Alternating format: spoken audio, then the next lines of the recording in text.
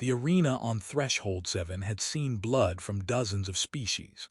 The hard-packed earth was stained with it, dark patches where warriors had proven their worth or learned the cost of overconfidence. Kestra Thane stood at the arena's edge, her four arms crossed in a display of relaxed confidence. She was Vel'karian, 8 feet of natural armor plating, bioluminescent patterns that pulsed with barely contained power. 43 duels, 43 victories, security chief of Threshold 7 through demonstrated superiority. This was how the colony worked. Strength determined worth, the strong led, the weak followed. It was simple, clear, fair, and it had served Kestra well. "You're really going through with this?" her second Thuron asked. "Fighting a human, it's beneath you." He questioned the system, Kestra said, watching the arena being prepared. Suggested it was unfair. If he believes that, he should prove it through combat. That's our way. He's human. They're tool users, not fighters. This will be over in seconds. Then it will be a quick lesson. Kestra flexed her four arms, feeling the power in them. And maybe it will remind others not to question what they don't understand. Across the compound, Eli Reeves was checking his boots and trying not to think too hard about what he'd agreed to. He'd been on Threshold 7 for 2 years, worked as a frontier guide, taught survival skills to new colonists, kept to himself. He didn't participate in the arena games. Didn't need to. His sense of self-worth didn't depend on beating people up. But he also couldn't keep quiet when he saw an unjust system being defended with circular logic. "You don't have to do this," his friend Marcus said. Marcus was one of the few other humans on the colony. "Everyone knows arena combat favors certain body types. You've got nothing to prove." "It's not about proving anything, it's about—" Eli searched for the right words. "She called me weak, called all humans weak, made it into a statement about our entire species. I can't let that stand unchallenged." "So you're going to fight an 8-foot-tall warrior with 4 arms and natural armor? Because she insulted you. When you say it like that, it sounds stupid."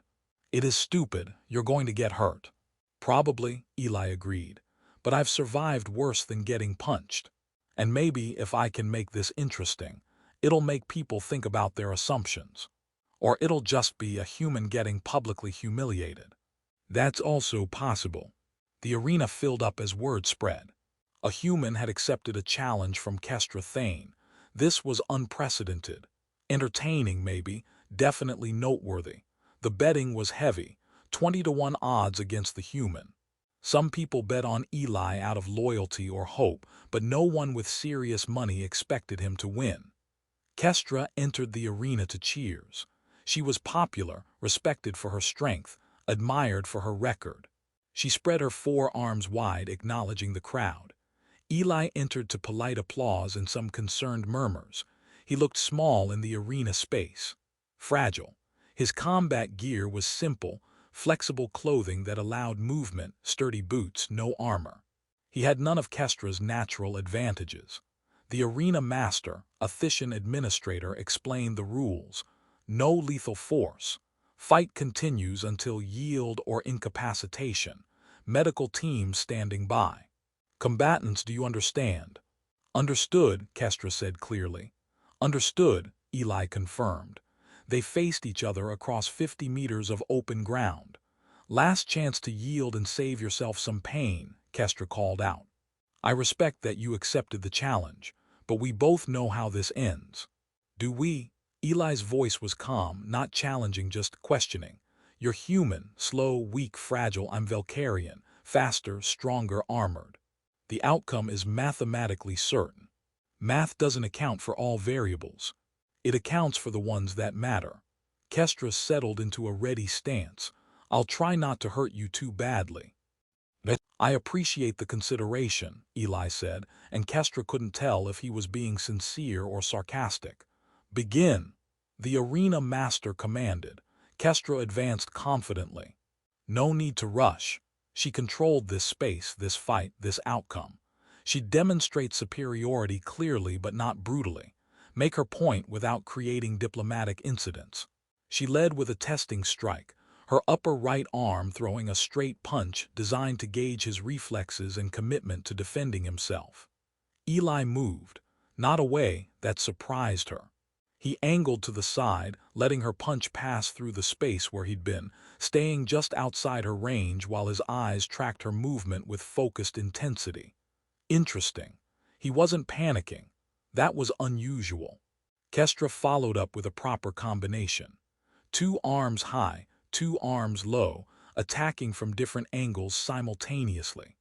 This was the advantage of Vel'karian physiology, overwhelming opponents with attacks they couldn't possibly defend against all at once.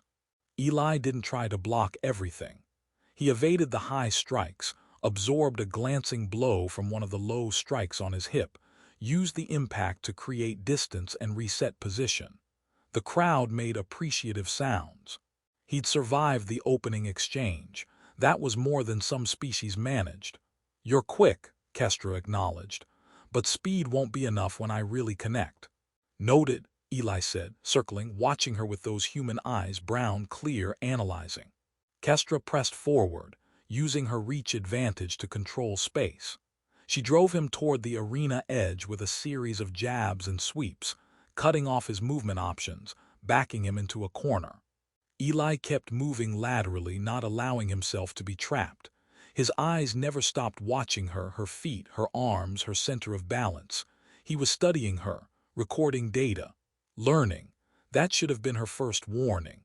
"You can't run forever," Kestra said, unleashing a serious combination, all 4 arms coordinating in a pattern she'd perfected over years. High-low, left-right, simultaneous attacks that created an impossible defensive problem. Eli couldn't evade it all. One of her left arms caught him solidly in the ribs, a hit that would have broken bones in lighter species. The impact sent him stumbling. The crowd winced at the sound of it. But Eli rolled with the momentum, turned the stumble into a controlled distance creation, came up still standing, still watching. His breathing was harder. He was definitely hurt. Humans were fragile compared to armored species. But he was still in the fight. "You hit hard," Eli said, his voice tight with pain. "Definitely felt that one." "That was restrained. The next one won't be." The fight continued. Kestra was methodical now, cutting off the arena space, forcing Eli into smaller and smaller movement ranges. He couldn't retreat forever. Eventually he'd run out of room, and then she'd finish this. She landed another solid hit, this one to his shoulder, making his whole left side go momentarily numb. He backed away, shaking out the arm, grimacing. "This is pointless," Kestra called. "You're taking damage you don't need to take. Yield. There's no shame in recognizing superior strength." "I'm not ready to yield yet," Eli responded, still circling, still watching. "Why prolong this? I've landed multiple hits. You've landed none. The trajectory is clear." "Is it?" Eli suddenly changed direction, closing distance instead of maintaining it. The move surprised Kestra. Closing with her when she had reach advantage was tactically foolish. But he wasn't staying at her preferred range. He was getting inside it, where her 4 arms actually became a coordination problem in the limited space. Before she could adjust, Eli struck her knee. Not a power strike. He didn't have the mass to generate devastating force. But a precise strike, testing the joint's alignment and flexibility. Kestra swung to grab him, but he was already gone, pivoting out of her grip and striking the same knee again from a different angle. Still testing. Recording information. "What are you doing?" she demanded. "Learning," Eli said simply, backing out to his preferred range. Kestra frowned. "Learning what?" She advanced again, more aggressive now. "Enough testing. Time to end this." She threw combinations, forcing him back, landing hits. Shoulder, ribs, hip. Solid impacts that would leave serious bruises even if they didn't break anything. But Eli kept standing, kept moving, kept watching her with that infuriating analytical focus. 5 minutes became 10. 10 became 15. This was taking too long. She should have finished by now. The human should be exhausted, slowing down, making mistakes from fatigue. But his breathing, while labored, remained controlled. His movements were still precise. He was hurting, that was obvious, but he wasn't breaking. Human endurance, someone in the crowd muttered. They just don't quit. Kestra felt a flicker of concern. Her species was built for explosive power, overwhelming strength applied quickly to end fights fast. Extended combat wasn't their forte. They could do it, but it wasn't ideal. And this human wasn't cooperating by falling down and staying down like he was supposed to. Eli changed tactics. He stopped purely defending and started implementing something. She saw it in the way he moved, more purposeful now, targeting specific areas instead of just surviving. He went after her joints. Knees, elbows, the shoulder connections where her forearms attached to her torso. Places where even natural armor had to flex and was therefore vulnerable to precise strikes. He used her strength against her. When she overextended reaching for him, he was there to stress the joint at its maximum extension. When she shifted weight to generate power, he targeted the supporting leg. None of his strikes were devastating individually, but he was applying sustained pressure to specific points, systematically working to reduce her mobility and power generation. "This is beneath you," Kestra said, frustrated. "Fight with honor, strike for real damage, not these pinprick annoyances." "I'm fighting to win," Eli said flatly. "Same as you, just using different methods." She tried to grab him. 4 arms should make grappling inescapable. But when she committed to the grab, Eli didn't try to pull away from all 4 arms simultaneously. He focused on controlling 2, using leverage and body position to make the other 2 work against each other, tangling her own arms. He couldn't overpower her, but he could make her strength inefficient, force her to work harder than necessary, waste her energy fighting herself. They broke apart, both breathing hard now. The fight had gone 20 minutes, longer than any of Kestra's previous bouts. She was landing more hits, but the human kept adapting, stopped falling for the same combinations, found new angles, adjusted his timing to her patterns. "Why won't you just stay down?" Kestra demanded, genuine frustration breaking through her controlled demeanor. "Because I'm not done yet." Eli's face was bruised. He was bleeding from a cut above his eye, moving more stiffly now, clearly in pain. But his eyes were still focused, still analyzing, still learning from every exchange. Kestra realized with uncomfortable certainty that she was slowing down more than he was. Her explosive power was depleting. His steady endurance was becoming the advantage. This wasn't how it was supposed to go. She needed to end this. Now, before the impossible became real. Kestra gathered everything she had, all 4 arms, her full strength, abandoning finesse for overwhelming force. She would simply smash through whatever defense he attempted, crush this resistance, prove once and for all that strength was superior to cleverness. She charged. Eli didn't defend. He moved into the attack, an insane tactical choice that nearly ended badly for him. One of her arms caught him solidly, sent him spinning from the impact, but his momentum carried him into her supporting leg, the left leg, the one he'd been testing and targeting throughout the entire fight, the knee joint that he'd been systematically stressing. His shoulder hit the compromised joint at exactly the angle to exceed its tolerance. Kestra's leg buckled. Not broken, her armor prevented that. But the joint gave way, support failed, and for the first time in 43 duels she lost her balance. Kestra tried to recover, redistribute weight to her other leg, use her 4 arms to maintain position. But the human was already there, capitalizing on her momentary instability with a speed and precision that suggested he'd been planning for exactly this moment. Eli didn't try to strike while she was down.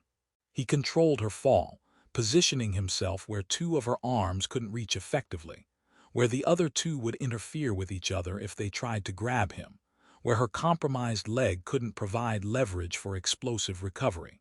They went to the ground. Kestra tried to use her strength advantage. She still outweighed him significantly, still had 4 arms to his 2. But ground fighting was different from standing exchanges. And Eli had positioned himself perfectly before committing. using her own mass and momentum to complete the takedown, ending up where her size became a disadvantage in the limited mobility of grappling range. He isolated one of her arms, not forcing it, not trying to break it, just controlling it with a lock that added pressure gradually and precisely. "Yield," Eli said quietly, voice tight with effort but calm. "I can hold this position. Your leg won't support explosive movement. Every time you try to break free, you stress your own arm against my lock. This is over." Kestra tested the position, felt the lock's leverage, realized he was right. She could break free by committing full power, but doing so would seriously injure her own arm, and her weakened leg meant she couldn't generate the leverage to reverse their positions. The human had outlasted her, had turned her every advantage into a disadvantage through patience, precision, and relentless pressure over 25 minutes of sustained combat. "I yield," Kestra said, the words tasting like ashes. The crowd erupted, shock, disbelief, argument, cheers, all mixing into chaotic noise. Eli released the lock immediately, backed away, helped her stand despite her initial attempt to wave him off. "Your leg needs medical attention," he said, voice professional. "The joint is stressed but not seriously damaged if you get treatment in the next few minutes." "How did you?" Kestra couldn't finish the question. How did a human, a supposedly weak species, just defeat a Vel'karian warrior with 43 victories? Eli looked at her with those calm eyes. "You fight like every fight should be won in the first minute. Overwhelming power, decisive strikes, quick victory. That works great against opponents who match your fighting style, species that also rely on burst strength and try to outpower you." He touched his ribs gingerly, wincing. "But humans didn't evolve that way. We're persistence hunters. We win by outlasting prey, by tracking them for hours or days until they're too exhausted to fight, by surviving injuries that would stop other species and just keeping going. That's what Earth taught us. But I hit you multiple times, strikes that should have hurt like absolute hell," Eli confirmed. "I'm definitely injured, probably cracked ribs, definitely deep bruising. But humans have high pain tolerance and redundant physiological systems. We're built to keep functioning when damaged because stopping meant dying. So we evolved to ignore pain signals that would incapacitate other species." Medical teams were arriving, checking both fighters. Kestra sat down heavily, accepting treatment for her knee while trying to process what had just happened. "I underestimated you," she said quietly. "You assumed I'd fight like a Vel'karian. That was the mistake." Eli sat down nearby, wincing as the medics examined his ribs. "I'm not trying to beat you at being you. I'm fighting like a human, using what works for human physiology and psychology. The joint targeting, the patience, the way you turn my own strength into weakness. Leverage and timing. You're stronger than me in every measurable way, so I couldn't fight strength against strength. I'd lose immediately. I had to fight smart. Use physics. Use your expectations against you. Make you exhaust yourself trying to overwhelm me, while I conserved energy and learned your patterns."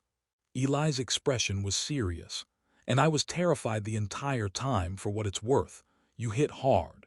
If I'd made different mistakes, you'd have ended this in minutes. But you didn't make those mistakes. I made plenty, just adapted fast enough that they didn't cost me everything." Kestra studied him with new understanding. "You were learning. The entire fight.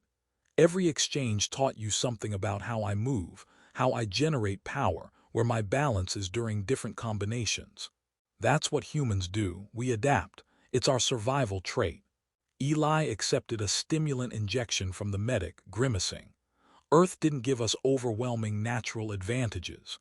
No armor, no venom, no massive strength. Just brains that learn fast and bodies that refuse to quit. So that's what we got really good at, adapting faster than the threats could kill us."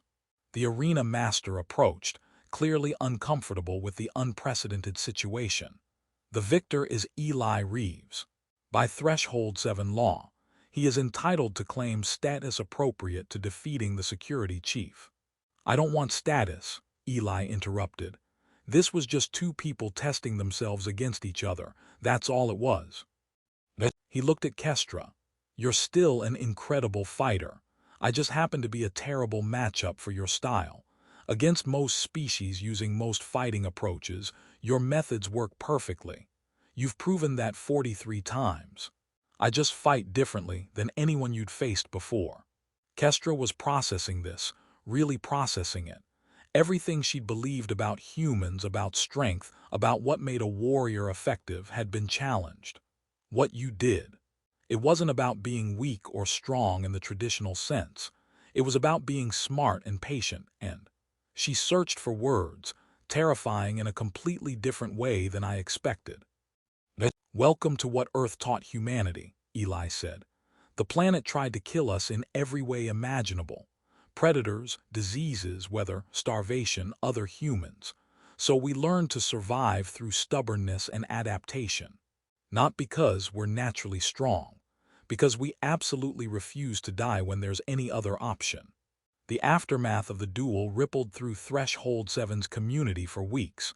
Kestra spent those weeks thinking about assumptions, about what strength really meant, about how the system she defended was built on valuing only certain types of capability.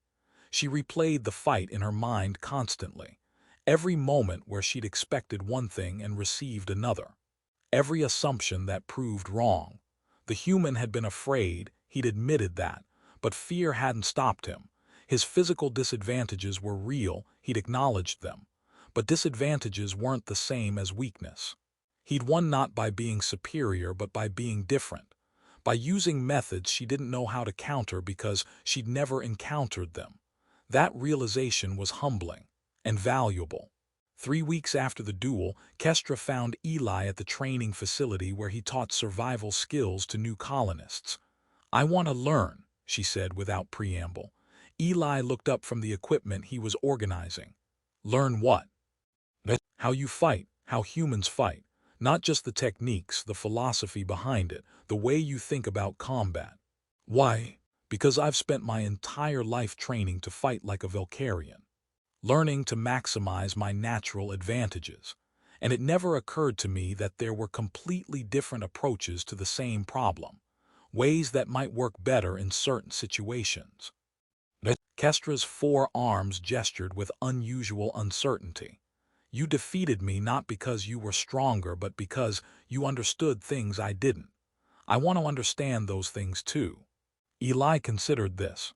It's not just about fighting techniques. It's a whole different mindset, about accepting that you're not the strongest, fastest, or toughest in most encounters, and figuring out how to win anyway. Using your brain more than your body. Being patient enough to let opponents beat themselves. Teach me that. It goes against a lot of what your culture values. The idea that strength isn't the ultimate measure, that winning cleverly is as valid as winning through power. Maybe that's exactly what I need to learn. Kestra met his eyes. You were right. The system here does favor certain physiologies, and I've been benefiting from that without questioning it. But after fighting you, I can't pretend anymore that physical dominance is the only thing that matters. So began an unlikely partnership. Eli taught Kestra about human combat philosophy, leverage in physics, endurance and pain management, the mental game of making opponents fight inefficiently, how to turn every disadvantage into a potential advantage through creativity and adaptation. Kestra taught Eli about Vel'karian power fighting, how to generate maximum force, multi-limb coordination, using natural advantages effectively without becoming dependent on them.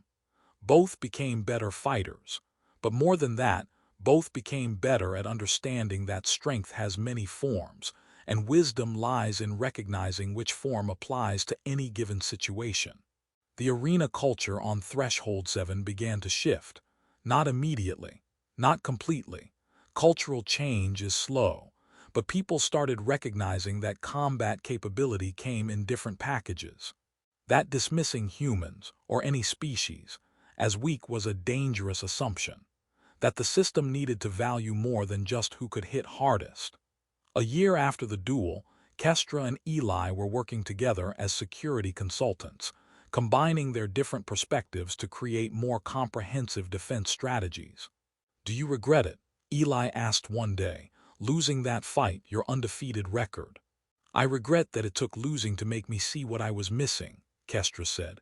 "But no, that loss taught me more than all my victories combined." She looked at the human who defeated her. "You showed me that there are no weak species, only species whose strengths you don't understand yet. That assuming superiority because you're physically stronger is the fastest way to lose to someone who's smarter or more patient or more adaptable." "It's funny," Eli said. "You thought you were fighting a weak opponent who needed to be taught his place, but you were actually fighting a warrior shaped by a world that never showed mercy. A world that made humans dangerous not through natural gifts, but through absolute refusal to quit. Earth sounds terrifying. It is, and it made us what we are, not the strongest or fastest or most naturally armed. Just the species that learned to survive anyway. Through stubbornness and adaptation, and the ability to look at any problem and think, how can I make this work for me instead of against me?" Eli smiled slightly. "You were right about one thing. I am weak compared to you physically. Slower, less armored, fewer arms, less raw power. But Earth taught humanity that being physically weak doesn't mean you lose. It just means you have to win differently. You adapt, you endure, you outlast. You learn faster than the threat kills you. And that's not weakness," Kestra finished. "That's survival, which is its own kind of strength." "Exactly." Years later,